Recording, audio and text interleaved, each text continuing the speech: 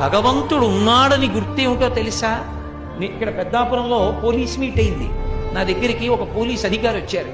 వచ్చి నాకు ఆయన భగవంతుడు ఉన్నాడు అనడానికి, గురువుగారు నేను చదువుకున్న చదువు, నేను చేస్తున్న ఉద్యోగమే సాక్ష్యం అన్నాడు.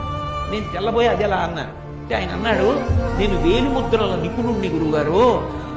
అమ్మ కడుపులో ఉండగా 4వ నెలలో వేలిముద్రలు ప్రారంభమవుతాయి.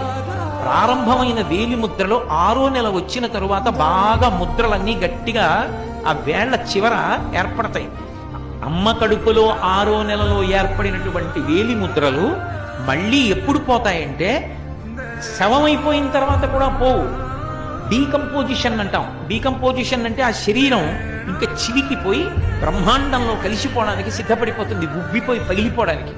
అలా వికారమును చెందిపోయిన తర్వాత అప్పుడు మాత్రమే వేలిముద్రలు మారతాయి. అప్పటి వరకు వేలిముద్రలు మారవు. ఒక్క వేలిముద్ర ఇలా పెడితే ఆ వేలిముద్ర ఎవరిదో తెలిసిపోతుంది. ఇంత చిన్న వేలు మీద గీతలు గీసినప్పుడు ఇన్ని కోట్ల మంది గీతలలో ఎవరికి గీసిన గీతలా ఇంకోటి గీతలు గీయకుండా గీయగలిగిన మహాశిల్పి ఒకడున్నాడు. వాడు లేకపోతే గీతలు ఎక్కడి నుంచి వచ్చాయి? వాడు ఉన్నాడనడానికి నువ్వు ఎక్కడికో వెళ్ళక్కర్లేదు. నీ వేళ్లు చాలు, వేలి మీద గీతలు చాలు. నేను ఎన్నో కాగితాల మీద ఎన్నో వ్రాతలు రాశాను.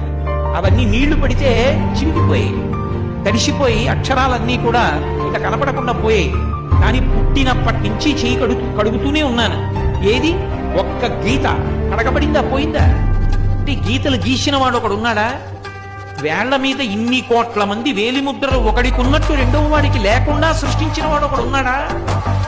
వాడెక్కడున్నాడు అన్న తాపత్రయం లోపల కలిగితే చూడాలని పరిగెడితే వాడు గుళ్ళో కూర్చుని ఉన్నాడు.